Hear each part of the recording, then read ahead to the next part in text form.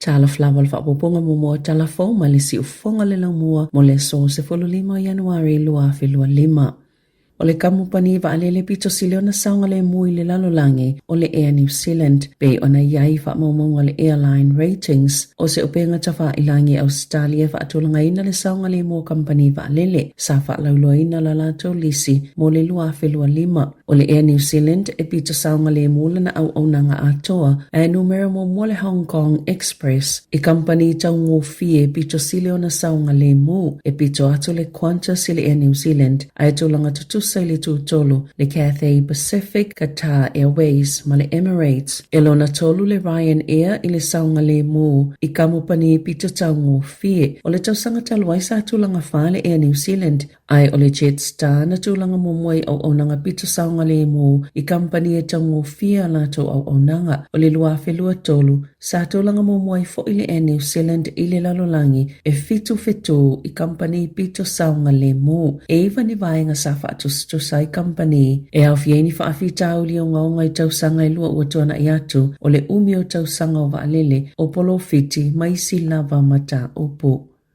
E whea ngaita maiti na whesanga e mani whaafi tauli te tele i le taimi o la aiti ma le ono maua i le tino puputa ngaele peita ena ta ua si su enga fau e mawhaio na whaiti tia ia whaafi tauli pe aale lei o na tali atu i ai e ta atele whaafi tauli o ngaonga i whea ngai mata maiti a o la aiti ini whaamomonga mai le lata i le 5 whio whana witi le saili linga o le Growing Up in New Zealand Study na whaailo ai e lata i le 8% po le lata i le iwa mai le se fulo tamaiti e whea ngai mani taimi whaingata ina ua whaato ata i valu la tau sanga wa awhianga o ngaonga o tamaiti au fie sawanga i le tino malangona o whaingatau whaamatau ma le wa ai o tamaiti i vevesi masawanga e tutupu e au fie fo i le moli mawina e tamaiti o le whaaonganga e mātua o whala au whaasaina o mai o le mawhauwhau te anga mātua ma whainga whailonga lanu i vao tangata nuu. Sao la tau maua fo isu enga o tamaiti e mai ainga i le laval tamau ainga whaapea ma Maorin Pasifika e pito silo na ta atele ile whea ngai matulanga whaale tonu ese umai tele mai maulunga tu fo ile numero whaale tonu la tau te whaafea ngai ai.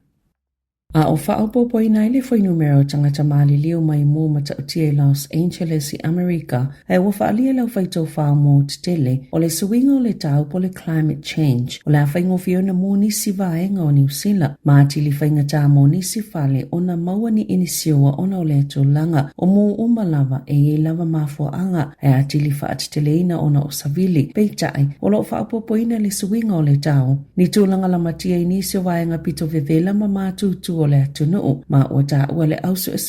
o pito nuu ma vaenga o New Zealand nei e au fiei East o Tako whaapea ma o Tako i se enga na whaie le lua lua e iei vaenga o New Zealand ono whea ngai mani mū te tele e le o vaia le taimi nei mai ono tutusai matulanga pe ona vaia i mui au se talia e le lua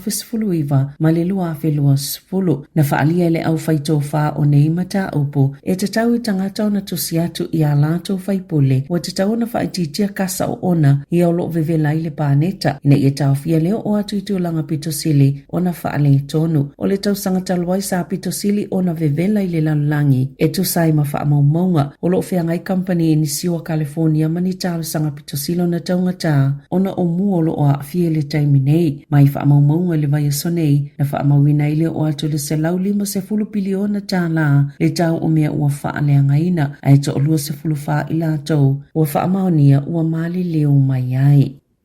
Ua whaamalo lo le tu maule leo e lo na lualo na tūlanga i le atunuu a o lo mai le unga se suenga i se soli tu la fono o lo suena le sui komisina o Jivon McSkimming e le pulenga tutu tasia leo e ilo ina nga yunga whaatino leo a New Zealand e le uma whaiona li potina tu a inga o lo whaia whaasanga le sui komisina i se pepa o whaamatalanga mai lana loia i le asolua na whaamania e McSkimming ua whaamalo lo le tō mau o ia talo mai le kirisimasi a o tatalia i le suenga o lo whaawau peona maua lo na tutongi ai o lo langolango McSkimming i suenga leo ma ua tatalia le whaiunga le suenga o lo ia i lava lo na tali tonunga la ato e whaawau lava na tiute o le sui komisina na to olua ia te ia sui tau vamo le tofinga komisina o leo le tau sangatalwai le na tofia i ai Richard Chambers. Ua whaalia a inga tua oi i le kolisi le Wellington Girls. O le ngā luenga leo lo o tātu ua ila au e pāile malaya le a onga.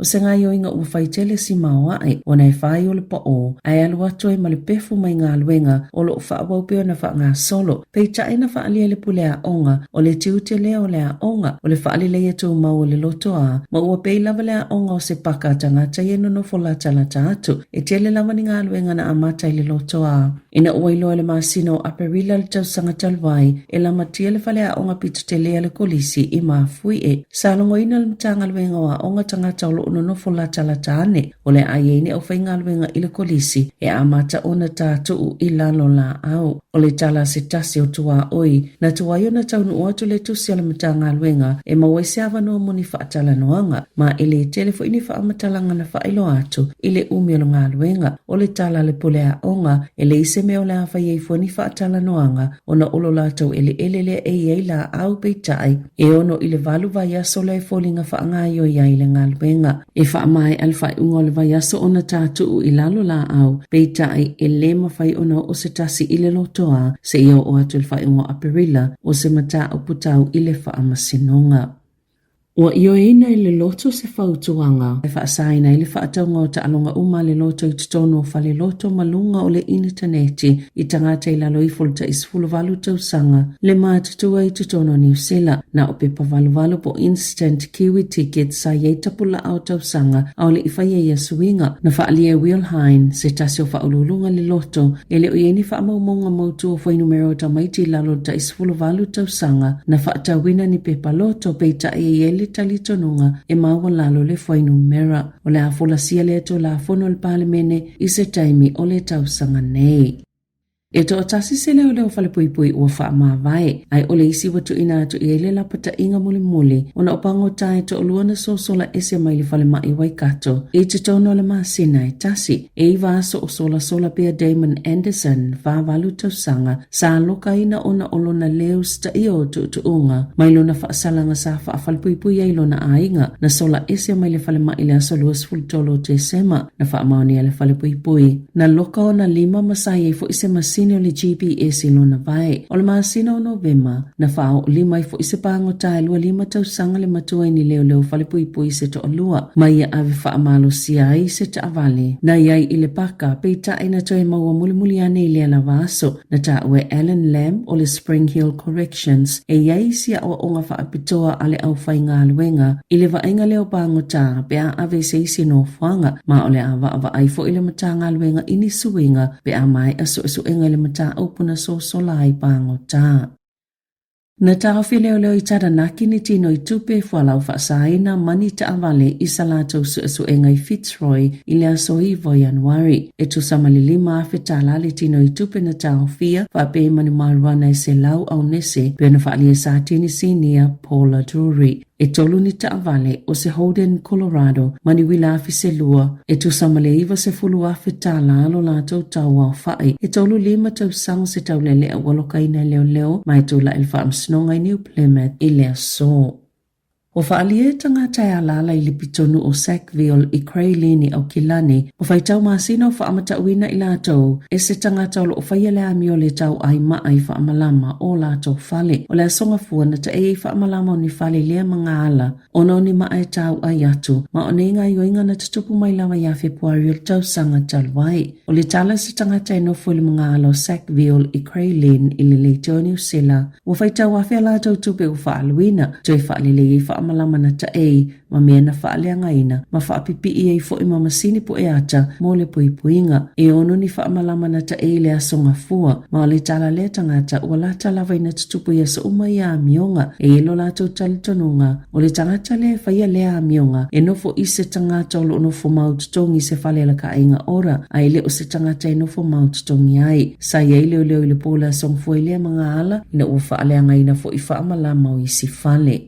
I Ta'alonga, e to'aiva I le sa avea makapiteni le Black Caps. Tama New Zealand le ata alo le Superlikia Pakistana o le T20. Ina ua le piki ina ile ta amirsanga telia initia. Le ata alo Kane Williamson, ile Karachi Kings, ise kone Karachi e tolu se la wonus fulu a fetala, o se tau mtoa ese mavala mamao matupe mawe tangata, e ta alo ile liki kilikite initia. O ise tama New Zealand o saini mo le likia Pakistana, e Darryl Mitchell, Mark Chapman, Finn Allen, Michael Bracewell, Kylie Jameson, ma Adam Milne, wale mawani kone Karachi Team Southie, ma Jamie Nisham, o le likia Pakistana ang mataleaso se fulo aperila ay mai a ileaso lua se fulo lima o me. Tala Fou ia malisi ufonga le lau mua mo le nei tai au.